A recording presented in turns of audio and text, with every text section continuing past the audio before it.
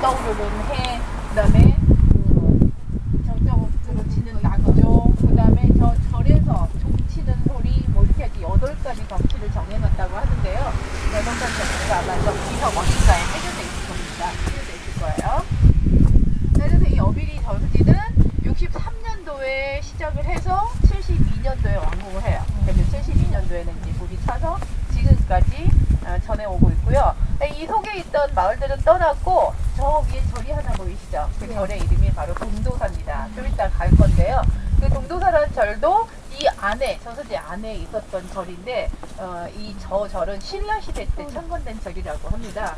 신라시대 때 어느 분이 창건을 했는지는 모르겠지만은 네, 그때 창건돼서 그 당시에는 금단사라는 이름을 가지고 있었다가 임진왜란 때 불이 났어요. 그래서 없어졌는데 불이 나서 없어져도 사라지지 않는 것들이 있죠. 불탑이라든가 아니면 불상이라든가 그런 것들은 사라지지 않아서 이 마을에서 마을 안에 있는 절로다가 누구의 절이나 할 것 없이 마을 사람들이 같이 공동으로 두고 도전하고 지켜오는 이 마을의 사기로다가 지켜오다가 임진왜란 아니 6.25가 나면서 또 지나고 나서 사상관계라는 것에 있어서 이게 수거되기 전에 여기 있던 것들이 다 이쪽으로 옮겨옵니다. 그래서 이름을 금단사. 금단사라는 이름은 임진왜란 때 없어지고 그동안 6.25 인기의 탑이다. 이렇게 판정을 받고 있습니다. 원래 탑들이 신라 때 탑들이 아주 커요. 초기의 탑들이 아주 큽니다.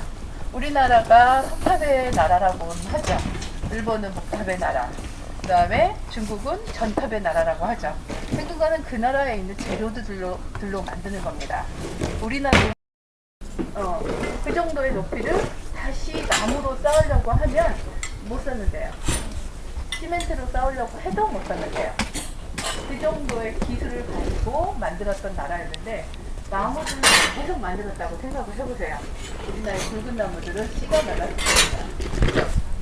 중국은 흙이 많아요. 얼마나 흙이 많으면 우리나라까지 넘어오잖아요.